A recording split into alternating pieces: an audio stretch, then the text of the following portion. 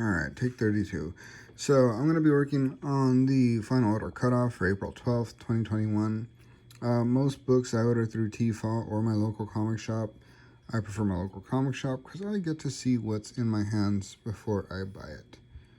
And my LCS, Desert Oasis Comics, is pretty cool too, so that kind of helps.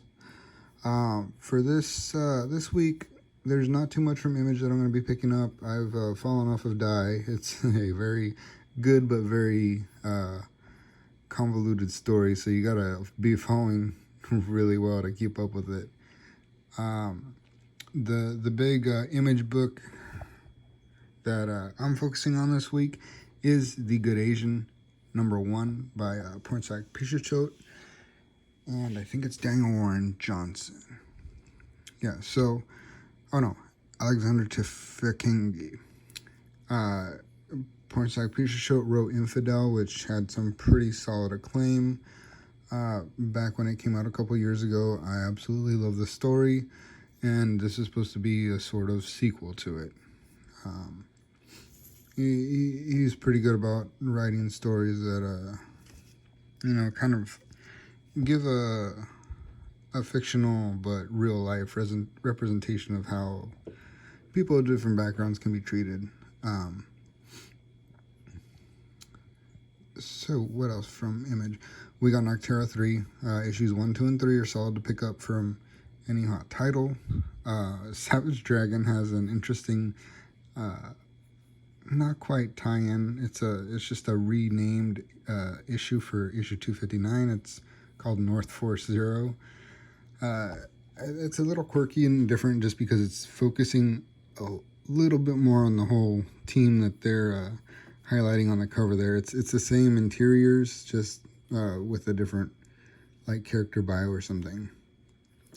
Dark Horse doesn't have anything as usual for me. It's got a lot of neat and nifty things like from Avatar, a bunch of other media. They got their fingers in some interesting things. IDW doesn't have anything but Star Wars High Republic Adventures #4, I think.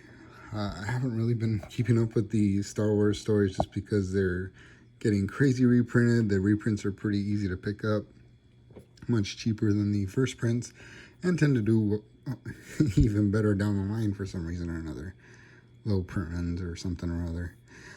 Batman 108, DC Comics again. This is the second time now that I've seen them back on the rotation for the previews catalog. Kind of cool, kind of funny, just because they were... they had jumped ship and now they're kind of back on the ship. However that works. Batman 108 features Miracle Molly. They've been hyping that up as her first appearance for months now. I don't know what this character does or what she's about, but I guess we're going to see in 108. I don't really pick up too much else from DC. Sometimes these one-shots can be pretty good, but at a high cover price of $9.99, I don't know that I will be picking up DC Festival of Heroes Asian Superhero Celebration #1 Cover A. There could be a new character in there, and sometimes they like to do that with these big books with a bunch of mini-stories, but more often than not, I find the writing to be lacking. And that, for me, that's a big reason not to pick it up. The only other thing I'll be picking up from DC will be Swamp Thing #3. I really do dig the Suicide Squad Suicide Squad #3 B cover because it's got Red X and is in like a more adult jacket kind of cape thing. But for me, it's always Swamp Thing. I am a lover of almost all things Swamp Thing. Marvel has not too much else going on this week. It does have Carnage Black, White, and Blood #3 with an Eastman variant. I absolutely love Eastman covers just because they're a little more chunky, blocky, and 2D. They're a little more old school. So getting to see a rendition of Carnage and something probably a little violent in 2D, more of a flat art style, would be pretty cool. There's a reprint for #1, but I'm not going to go too heavy on that at all. Heroes Reborn is Marvel's next event thing. Probably going to last another couple months. It's Blade waking up to a world where all the superheroes are pretty much normal people. Marvel does an event every day of the week, and it's a little exhausting. I stopped buying tie-ins. I stopped buying even some of the regular titles that got influenced or had to tie in to these big event books just because they interrupted the story. Again, I'm big on the story, so things like that, hurt the readership. Immortal Hulk is also on order. Cutoff. I love Immortal Hulk. They got the trade paperbacks. If you're interested in reading, just to read what all the hype is about, the trade paperbacks are excellent because they're usually a handful of issues for less than the books cost themselves, the single issues. One that's got a little bit of attention that I'm going to shy away from is the Star Wars Bounty Hunters Alpha Director Cut #1. It's got a really cool Boba Fett cover, but it has a higher price buying price, and I'm not a fan of director's cuts. Usually they're in black and white, and I love the colors. I love all the contribution of all these creators, the writers, the artists, the inkers, the colorists, the letterers, and I feel like that kind of takes away a bit from what's inside. Not that I was crazy about the first issue anyways, to begin with, but that to boot kind of puts the nail in the coffin for me. Not really anything else. There's some more oversaturation of Man-Thing. I don't know what's going on with Marvel and Man-Thing, but it's... I'm not going to trip about it.